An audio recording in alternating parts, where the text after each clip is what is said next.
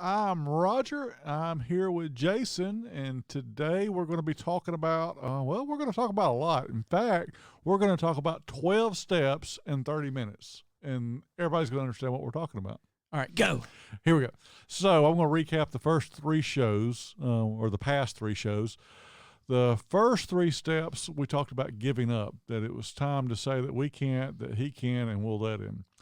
Then the second episode of this, we dealt with steps 4 through 7, where we talked about cleaning up. We were going to clean up the wreckage of our past, and that we needed to take a good inventory of ourselves, the good stuff and the bad stuff, which we found out that the bad stuff kind of outweighed the good stuff at this point, but it didn't matter because we needed to share that stuff with the sponsor, and he was going to help us see the truth so that we could take responsibility, and also we can find the patterns that led to do those things.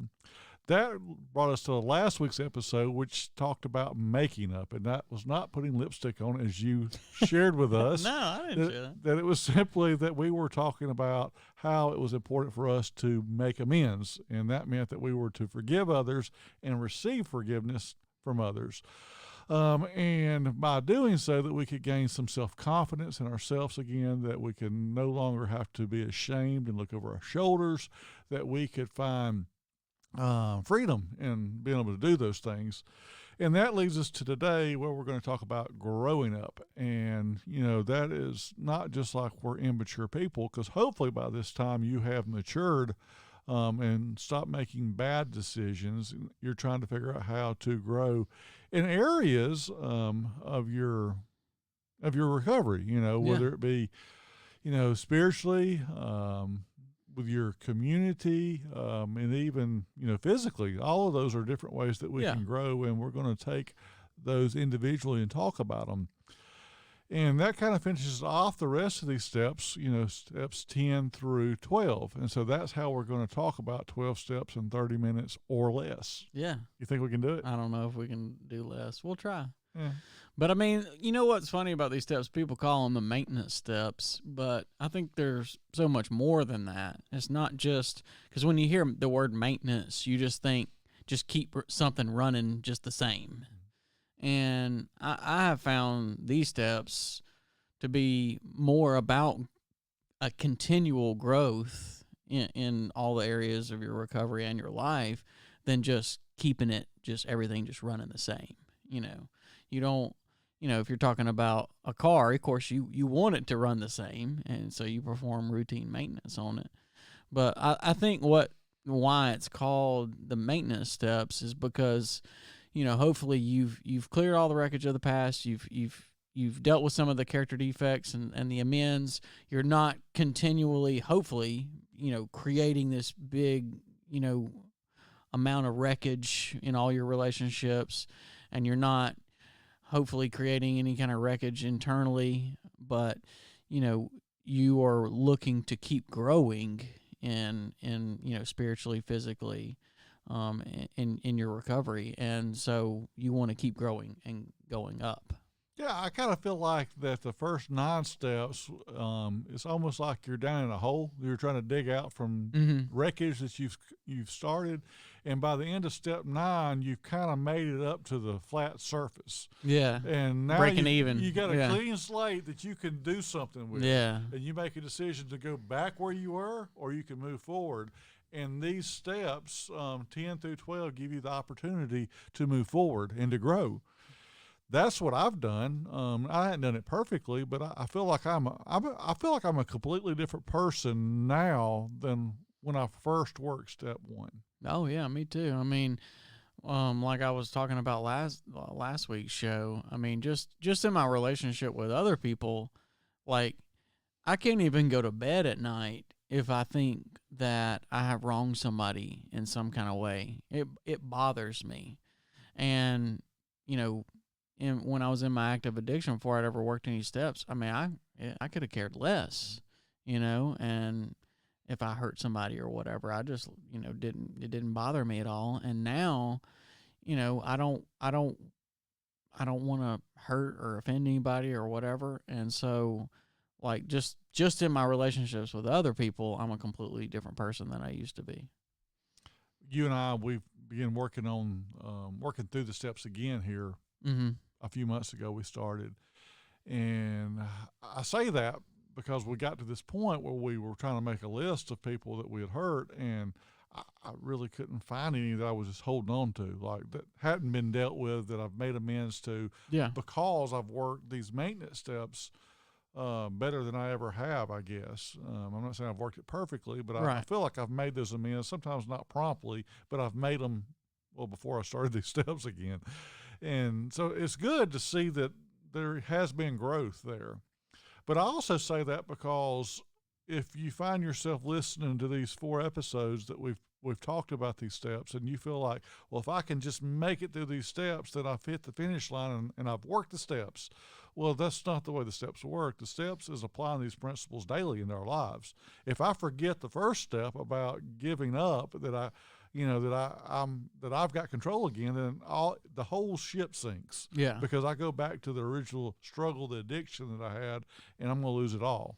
Right. Yeah. I mean, just, and I mean, I think that's why they call them the maintenance steps, because you got to continually maintain, all the principles of the steps, because if you don't and you forget that you're powerless, well, then none of the other steps are going to matter anyway if you end up relapsing. Well, let's talk about 3 ways that we can grow. And the first one I want to talk about is just physical growth. And, as we talked about how we feel like we're a new person, but we're nowhere near like we were when we first, either one of us worked step 1. Now that we're here at 10, 11, and 12, I would say that anyone who's got to this point probably has a different attitude. Like, you see things differently than you did in the beginning.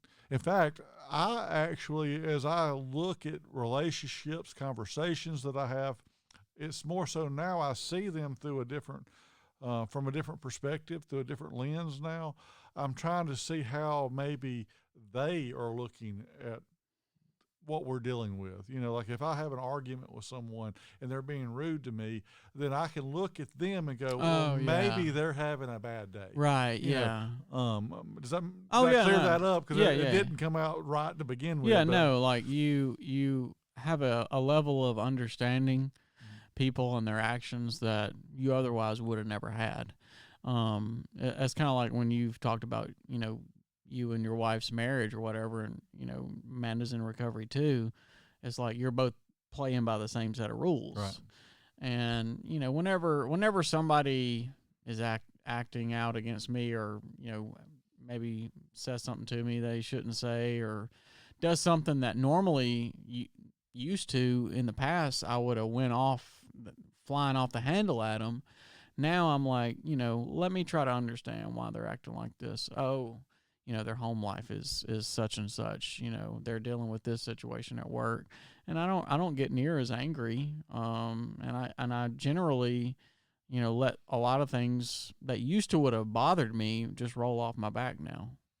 What about as we're talking about just physical growth, and maybe this isn't ideally what I'm talking about, but it serves the purpose. Have you been more disciplined in just your personal areas than you used to be? Yeah. So I used to be, I was a very lazy person, in my addiction, in basically every way you could imagine. Hygiene, with money, with jobs. I mean, I didn't have a routine when I was in my active addiction. It's really like I've really become a disciplined person. I think, I consider myself a disciplined person, mainly compared to where I was. Right. There's still many ways I can improve on it, and I'm constantly trying to improve on those things. But compared to who I was, I think I'm a lot more disciplined person now. But I think it's a direct result of the steps, and here's why. Because the steps is a process, and it's an ordered process, and you go through it in order. And the thing about being disciplined is you usually don't get any instant gratification. So say you're trying to lose weight. unless you have a tummy tuck or liposuction, it's not going to happen overnight. It's going to take a long process of being disciplined before you see any results. And so, like, coming from being a drug user, who that's all it was about to is instant gratification, I smoke this and I feel the effects immediately. Coming from that, going into working the steps, which is a long process and takes a long period of time before you actually see the effects, the positive effects of it, that helped me to be able to be more disciplined physically, like training for a marathon and it being months before I actually run the race and get the prize at the end of all the discipline. The steps is what helped set me up for success to be more disciplined. When I first got sober, from drugs and alcohol, I still smoked, and I tell my sponsors all the time, "Look, man, don't give it all up. Let's just easy does just smoke your cigarettes, man. I mean, one thing at a time." And that's what I did. And about 2 years sober, I gave up my cigarettes. But like most people in recovery, I've seen there's been different things I needed to work on, and a lot of those were just physical attributes that you see. Sure. Probably the most glaring is what you're talking about with just weight. Is when I went into rehab, I weighed 126 pounds, soaking wet, and I thought I looked good. I thought it was a six-pack, and no, I was starving. Yeah. Eyes sunken in. Simply starving. Yeah. And I thought I had it together, man. I wore my necklace looking all good. Man, it was Wait, horrible. did you have a gold chain? No, I had one of them. I couldn't afford gold. I had silver, though. Yeah, you wouldn't have had gold. No, no way I'd have that. I couldn't get nothing for the silver one, so that's the only reason I had it. But I thought I looked good, man, and I found out later, like you're talking about, I looked horrible. I mean, I was smoking up all my nutrition, and that wasn't a very good diet. I got sober. Things started looking better and filling out a little bit. I got a little tan on my body. I wasn't all pale anymore because I was active doing things. Mm-hmm. And like most people, especially from drug addiction, I got a little pudgy, and then got a lot more pudgy. Well, you're growing up. I'm literally 200 and something pounds now, right? 227 to be exact. Yeah. But that's not all fat on me now. I've gained a lot in muscle. I can do a lot. I mean, I'm a lot stronger than I was then. Yeah. Because I go to the gym a lot. Yeah. And I'm by no means that big, but the point I'm making is there's disciplines that I do today that I didn't used to do. Now that I'm not focused on my drug addiction, I can focus on my exercise. I mean, I don't know many people on dope is going to the gym every day. No. That was not my priorities in life. No. I can now focus on, like even money today. I can make sure that I'm being a good steward with my money and doing the right things with my money because, well, for one, I've got money today. I know. How about that? Who'd have thunk it? Yeah. That's a big deal that I actually have some money to figure out, will I tithe with it today or will I not? Yeah. Those are big decisions that I get to make today. And those are choices that I get to make. Do I make them right all the time? No, but my second sponsor, I've probably said it on here, but he made a comment that he says the quality of my problems have greatly increased. Oh yeah. And I've loved that saying because my problems isn't where am I going to sleep tonight or how am I getting another $5 bill. It's like, will I go to the gym today? Where will I invest my money today? Yeah. Those are good problems to have compared to what they used to be. Yeah. I mean, I think about just the fact that I give a portion of my income away, mine and my wife's income, and, we give to different, we tithe, of course, but we also give to different missionaries and different charities and stuff like that. That would have blown my mind 10 years ago, giving money away. Right. And just seeing how far, how much of a different person I am today is amazing. How about this? It wasn't a full tenth when I say tithe, but me and my wife, when we first got sober, we wasn't going to church. But we wanted to give back because I understood the importance of giving back. and we didn't have a church to give it to, and we wasn't really part of any kind of charitable organizations then. We would literally write a check to our AA group and mail it to them. And so we were tithing to our AA group. Huh. And, I have really not told a lot of people about that. Like most people, you don't just go around sharing those things. Right, sure. But it was cool to be able to give back to the people who helped me so much in the beginning. Which is a part of these maintenance steps. And Sure a part of growing is growing out of being so selfish and self-centered and trying to help other people. That's the whole 12th step, is giving back, Yeah. And so it's good to know that we can grow physically, but we also we grow in our community. There's community growth. And when I mean that is we've reorganized our life by this point. At least I hope that if you've got to this point in the steps, that you've changed these old friends that you've had, you've removed yourself from those bad influences, and you've gained some positive influences in your life. Yeah, I mean, because every single one of the steps has the word "we" in it. The steps are not designed to work alone.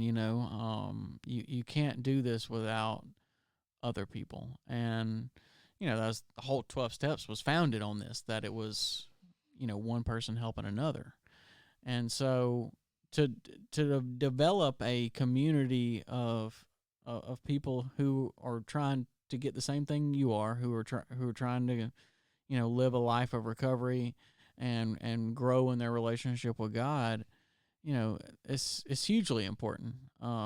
I mean, I think it's one of the most important elements that I have in my recovery toolkit is having a network of other people who are in recovery.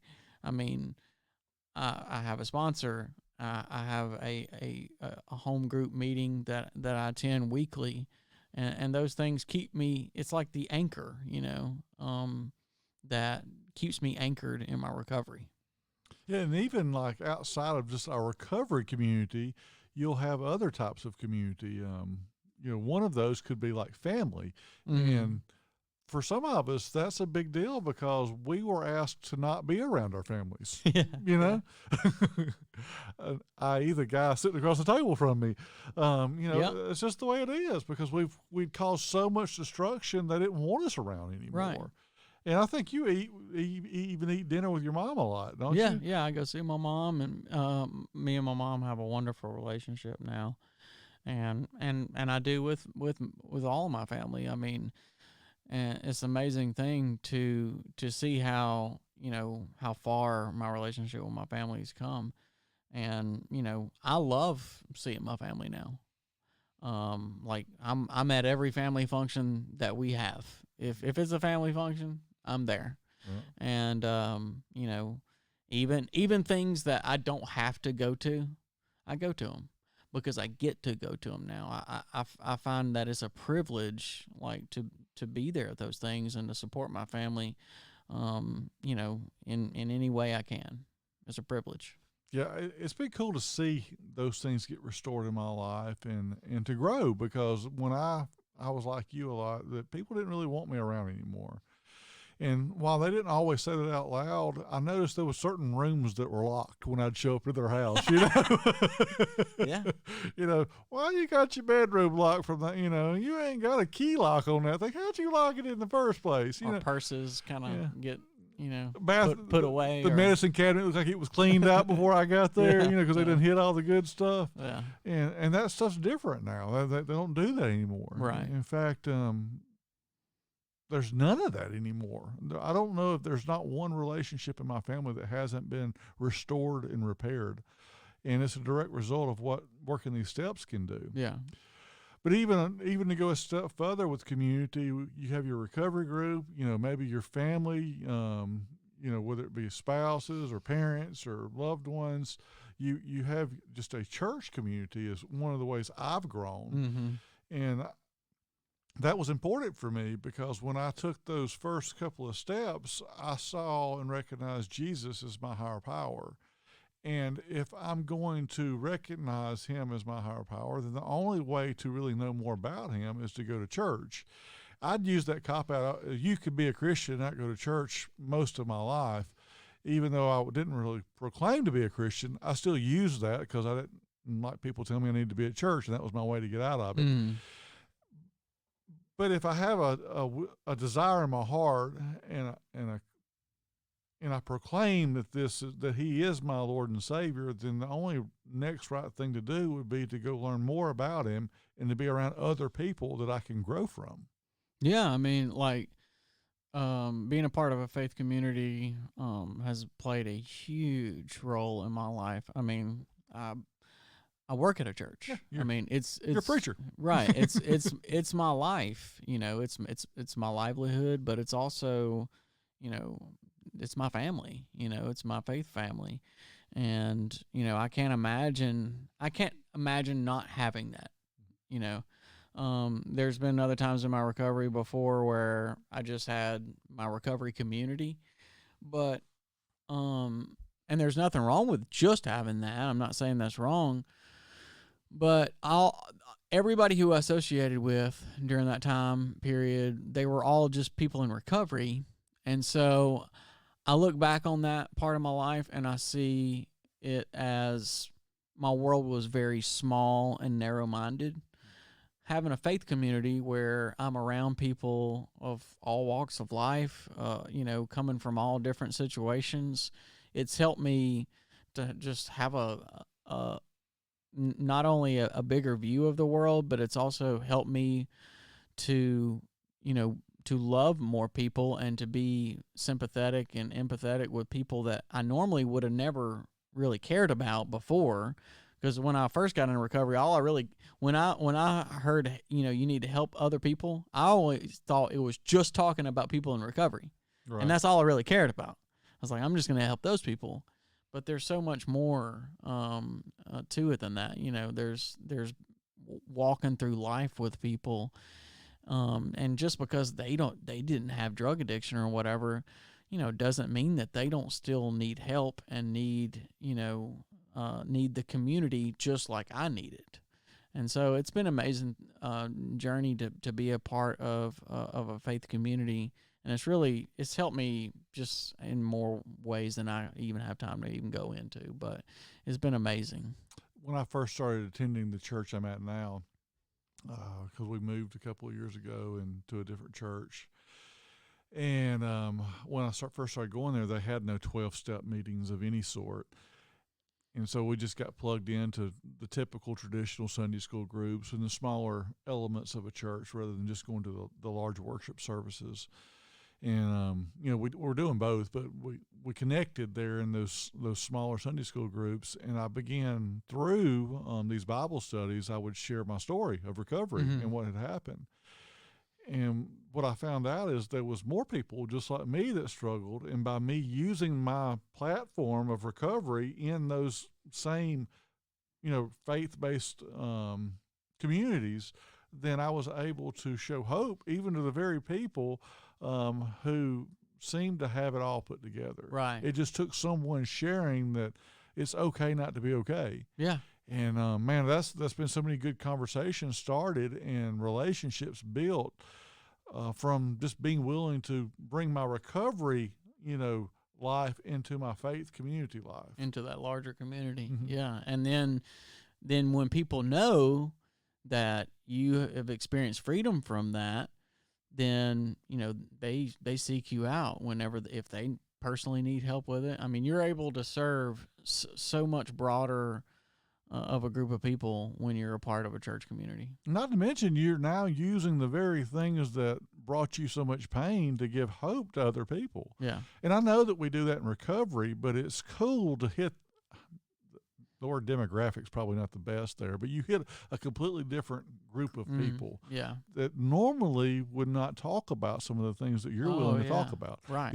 This actually natural for you to talk about because you've then talked to your sponsor, you've talked to God about them all, you've done everything to find healing. Now, what was taboo at one time for you is just common conversation. Yeah. And most people that I have found in my church find that very weird to be around at first. Yeah. That you just openly talk about being a drug addict, you know, because that's not who you are anymore. And you can share with them what God has done for you. Right. Yeah, it's powerful. Yeah, it is. It's awesome. But then there's one last thing that I wanted to kind of talk about before we finish up our idea of growing up, as we've grouped these steps 10 through 12, and that is our spiritual growth. If we are believers, especially as Christians in a Christian belief, then I think that church is a must. I mean, you just have to be there. If there's nobody in America can say that, well, I just can't get to a church. Right. I don't know. There's I plenty mean, of 'em. especially in the Southeast where we're at. Right. I mean, I drive by 10 to get to mine. Yeah. And they're everywhere. That's true. But so there's this desire. There should be this desire to want to go and to be around other believers, to sharpen one another. And I found myself growing in that area because, I mean, just like you've helped me to learn the need to tithe. You've helped me to be more diligent with my Bible reading. I've had another guy by the name of Neil who's helped me in my prayer life. And without guys like y'all, I would be lax on those things. And so it's been important to have people so into my life. And oftentimes, I mean, just like I've told you and you've told me, things that you didn't really want to hear, but you said them out of love, and I received them because I knew your heart. Right. And had I not been going to church, I wouldn't have had those people doing that for me. Yeah, I can listen to a sermon from a TV. I can listen to a sermon off the radio or a podcast, but there's something about being around other believers that's important if I'm going to grow spiritually. Yeah, because, if I don't believe in the whole Lone Ranger Christian thing, I think it is meant to be done with other people. It is meant to be done in a local body of believers together, because that's how we make each other better, and we hopefully make each other more like Christ as we strive to be more like Christ. And the power of accountability, as far as any kind of spiritual growth with the spiritual disciplines like Bible reading, prayer, Bible memorization, attending worship, having that accountability is huge. I don't know where I would be as far as with my spiritual growth if I didn't have accountability in place in my life. Because if it was just up to me, then I would just, I probably would just coast along, and I wouldn't really be striving for growth. So, I think the 12 steps, going back to that process, has helped set me up to have a process of spiritual growth as well, to where I'm not looking for an instant gratification, and I know there's not a silver bullet to this thing, but it just takes work and consistent work to keep moving forward. Yeah, and there are some of those disciplines you mentioned, like prayer, for instance, and meditation. Regardless if you have the same faith I have, those are big things to grow with. Mm-hmm. I mean, that you can learn to pray because you got to get outside yourself. But personally, for me, I want to know who I'm praying to, and that's been beneficial to me, and in my spiritual walk as a Christian growing. I don't know if these are all encompassing everything that we've done. We've tried to condense 12 steps down to 4 episodes, which today we nailed down steps 10 through 12 into 3 points. Mm-hmm. Spiritual growth, community growth, and spiritual growth. And that certainly don't cover all of it, but that definitely covers the majority of it. Yeah. And so if you find yourself wanting to work the steps, in the simplest form, it's simply giving up. What was the second one? Clean up, give up, clean up, make up, grow up. Oh, you've got it. Like, you've got it down to a science. In the very first one, you were kind of scattered about it. Well, yeah, we've been doing this for 4 weeks now, so I got it now. It's a process. It is a process. And so if you find yourself in the journey to do it, then just take the next step, do the next right thing, and, believe that it can get better, because there's examples all around us of people who's went before me and people that will come after me that have got changed lives. Yeah, You know, millions of people. And God's still in the miracle making business, right? That's right. Amen. All right. Well, that's another one in the books, man. I'm Roger. I'm Jason. We're out.